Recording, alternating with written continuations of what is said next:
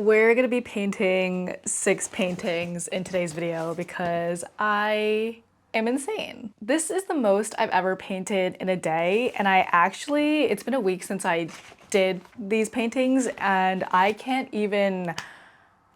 don't know what I was thinking, and I probably can never do this again, but I filmed the whole process for you to watch. The reason I'm painting all of these is because this month is PEACHTOBER, and if you are unfamiliar with that, it is an art challenge run by Furry Little Peach here on YouTube and Instagram. Each year she comes out with a prompt list with a word for every day in October, and the goal is to make a piece of art every day in October, which is very, very challenging. The prompt list comes out a month in advance. So what a lot of artists do is do their work before the month of October, but if you're like me and you don't really pre-plan that stuff, it could get really challenging because you are doing something every day, and especially me, I'm painting, so that takes about 2 to 3 hours. They don't have to be like super crazy, like you could really do a sketch for all of them, but I really like to challenge myself during the month of October to create work. It's truly the month where I make the most work, and I wasn't expecting to make 6 in one day, but it happened. That's pretty much all I have to say, so I hope you enjoy. Throughout this video, I'm going to talk a little bit about my painting process, how I found my style, stuff like that. So if you are excited to watch me paint 6 paintings in one day and exhaust myself, like this video, subscribe to my channel, and continue watching the video. Good morning. Today is Sunday. I haven't done the prompt for today. I do have an idea, I just haven't had the chance to paint it. It's already 10:45. I do want to get a jump start on the ones for the upcoming week because I do have other projects that I need to work on, and I won't be able to dedicate all my time to the PEACHTOBER prompts. First, I think I need to clean my desk. It's stressing me out a little bit. These will be going in the closet.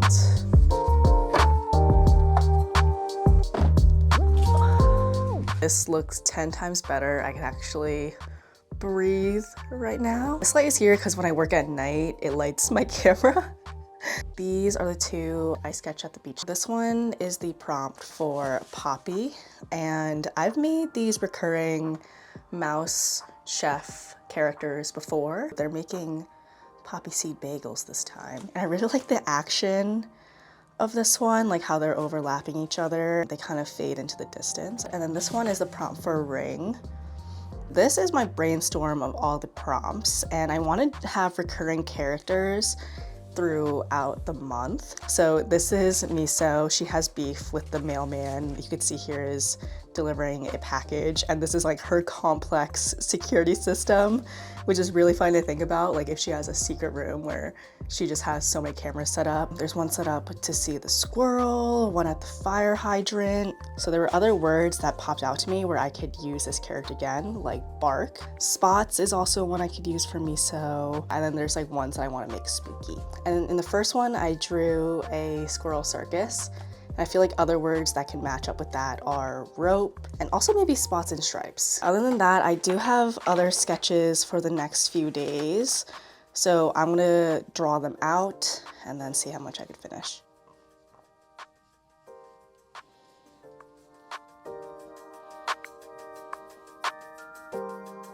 No, I don't like the shape of that leaf. Maybe like more like a lily pad type shape.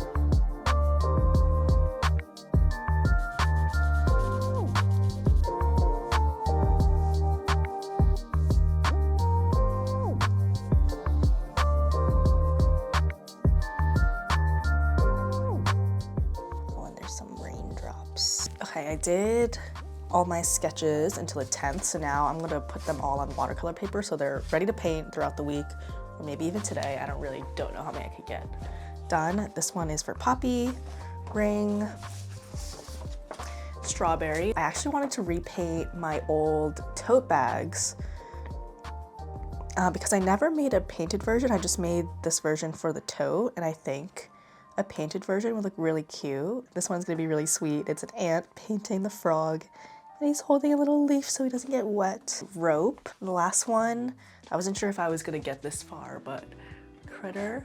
There is a raccoon that lives in our walls, and this is how I imagine it decorating inside our walls and where all our little things go. My favorite paper to use is Fabriano's hot press watercolor paper, so that is what I'm using today. I prefer it over the cold press paper because it doesn't have that rough finish like in traditional watercolor paper. It's a smooth finish, so gouache looks really nice on it. And I'm going and taking my light box and tracing over my sketch. I usually sketch with red, but this time I'm experimenting with this light peachy color because sometimes the red shows through the paint and I don't love the look of it. So I'm trying something new here, and I think I like this lighter color better because I could still see the sketch, but it doesn't show through the paint. It's time to take a break and eat some soup. I made this chicken soup like Tuesday, and I've been eating it all week. It's Sunday. I feel like it shouldn't be good anymore, but you know, I'm gonna eat it. All right, we're jumping right into the Poppy prompt because I did have to post this one today. I've been running an informal experiment on what time is good for me to post on Instagram. The time you post is pretty important to if your post gets picked up by the algorithm or not. I've been posting from the East Coast forever, so I feel like most of my followers are based on the East Coast. And now that I'm in the Pacific time zone, I have to post around 6 a.m. Pacific time for my post to do well. I swear if I post any later than that, the post does not do well at all. I feel like I need to get that morning rush of people who wake up on the East Coast and check their phones, or else my post does not get seen by anyone. My analytics even said that the time people are most active on my Instagram are from 6 a.m. to 9 a.m. Eastern. So I really have to schedule my posts in advance because usually at 6 a.m. I am sleeping here. But it's cool seeing how many people around the world are participating in this challenge. Shan is Australian, so they are 18 hours ahead of me in Pacific time. Pretty much when I post my thing here in the afternoon, everyone has already done their prompt for the day. And I think that's good and bad. Good because I can see what everyone has done and I don't really have to wait for anyone to post, and I can already see what all my favorite artists made for the day. But bad because it looks like I am a day later because the afternoon here in California is literally the next day in Australia. So it's really funny seeing how different the time is. Just time zones, right? But yeah, posting on Instagram is just so annoying. You really have to play with the algorithm, which I hate to do. I just took a little break with miso. We want to go get a little boba tea because it's 5 p.m. right now. Finished the mice. Now I'm gonna work on this one on the left, which is miso security system. I got some little snackies too because I'm like in my 5 p.m. slump right now. So I got some blueberries with me. I made these date oatmeal peanut butter bars, and they're really yummy and like packed with nutrients for when I'm working for a while and I really need something like to pick me up. And then I also got this crispy tofu that looks really yummy. I'm gonna eat this and then keep painting the rest of the night. I got a caffeine-free peach tea with basil seeds, mango stars, and lychee jelly. It's so good. I usually do 1 week of PEACHTOBER and then I'm done because I go too hard. And this year I feel like it's a little bit more manageable. Last year I did 8 by 10 inch paintings. Now I'm doing 5 by 7, which already like that cuts half the time basically. And I'm alternating having a detailed background and then just a light colored background. We're almost past the week 1 hump, and then we're in uncharted territory. And like now to all the people, these things like no longer rumors. I mean, it was really happening. Oh, this one might be my favorite one out of all the 6 paintings I did this day. I just love this concept so much. I think it's so funny to think about Miso having a secret lair in the house where when we leave, she just goes there and is like hyper vigilant and looking at everyone on the street because she does sit on the couch a lot and just watches the street, and sometimes she barks at passerbys, but like any dog, she always barks at the postal workers. And I think it's so funny, like, to think about that is like her enemy, and like she's trying to catch this guy, and he's really just minding his own business. And then it was just funny to think about what other things a dog might be preoccupied by, like a squirrel in the tree or someone peeing on the fire hydrant outside. So I thought it was really funny coming up with all these concepts, and I really enjoyed making this piece. I have been doing more vignettes to practice for the picture book, so this was a really good one to do where I don't have to make a background, and also that's a plus because backgrounds take a lot longer, so I could crank these Peachtober prompts out a little bit faster. And I'm gonna try to explain my painting process. Like, the one thing I do for sure is paint first, and then I will go in with colored pencil. But even for this piece, I made the table colored pencil, so I was like definitely experimenting a little bit. So it's never the same every time. I try to work color by color, so I'll go in and fill the largest space with what color I'm using, and I do start with more neutral colors, and I will build up to like the more saturated colors that are only on certain parts of the painting. For instance, for this one, I actually, wait, looking at this again, I totally did the opposite of what I just said. So you know, maybe there isn't a method to the madness. It's just like you kind of go in. I think for this one, I looked at the strawberries and I was like, okay, these are obviously going to be red. I'm going to paint red first. And then I just went and did everything after that, like the background green, because I had all the greens mixed. And then because I had the greens mixed already, I went in to do the frog on this page as well, because, you know, I didn't want the paint to dry and I didn't want to waste paint. So that is kind of my process for this specific one. And then after I go in and fill the painting in, I'll go in with colored pencil. And I work in like really small brush strokes, and I'm constantly dipping my paintbrush back into my paint, and I'm constantly mixing the colors as I'm working so the shade isn't the same throughout the piece. Like, I love color variation. I love when there's like a little streak of a different hue in the same like swath of color. Yeah, and then I go in with my colored pencils. I add texture, I add patterns with colored pencils, any facial features, that sort of stuff. One thing I've been really loving recently is using an unexpected colored pencil color to add a little bit more color and depth to this piece. Like, for example, I'm using blue for the leaf, whereas maybe you would think to use a dark green, but using a blue makes it a little bit more interesting and fun, and I think it looks really pretty, in my opinion. It is 9 p.m. I just finished this sheet. So this is strawberry and this one is leaf. I think I'm gonna try to do this one. It's 9 p.m. I could finish these by 11. I feel like I'm in a really good spot, and then I have them stacked up until Friday, which is amazing. See if I could recreate, oh, where is it? This color palette, because I did this first one digitally. So I'm gonna see if I could recreate it with gouache. I do have to replace my water because it's really gray and goopy right now. I'm rewatching this footage and I'm just like, I do not know how I did all these in one day. It just it actually, like, it blows my mind. I don't know what was wrong with me. That was like a week ago, and I don't even think I could do this again. Like, this is like a one and done thing. But one question I get a lot is how I found my style and how you can like find your style.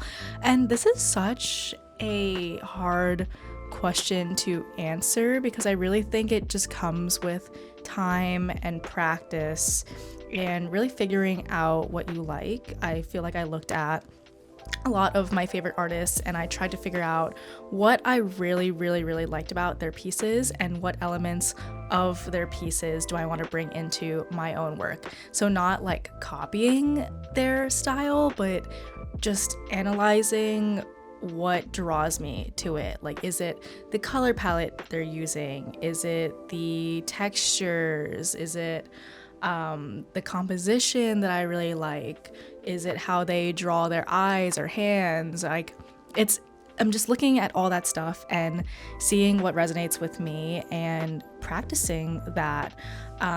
It's a lot of experimentation and testing things out. Like, maybe I've never used an oil pastel before and I don't know, who knows if you like it if you don't try it. So I feel like just allowing yourself to experiment with a variety of mediums first and seeing what works and what doesn't. You could not like it. It's like, that's totally fine. That just means it is not the medium for you. And I think one of the most important things when it comes to quote unquote finding your style is just giving yourself grace to make bad art and make art that you don't think is completely you, because all of that work will accumulate into the artist you are becoming, right? Like, every minute, every hour you spend painting or drawing or whatever your medium is, that is hours put into the artist you'll eventually become. Like, no one just wakes up one day and is just like, oh, this is my art style, like, here it goes. I'm sure, like me and your other favorite artists, like the people who have been working in the industry for years and years and years, probably all have the same sentiment on like, I could always do better, blah, blah, blah. Like, it is always gonna be something that you're working towards, and it's gonna be constantly changing. And I think realizing that that is a part of the process is what's going to like free you in a sense.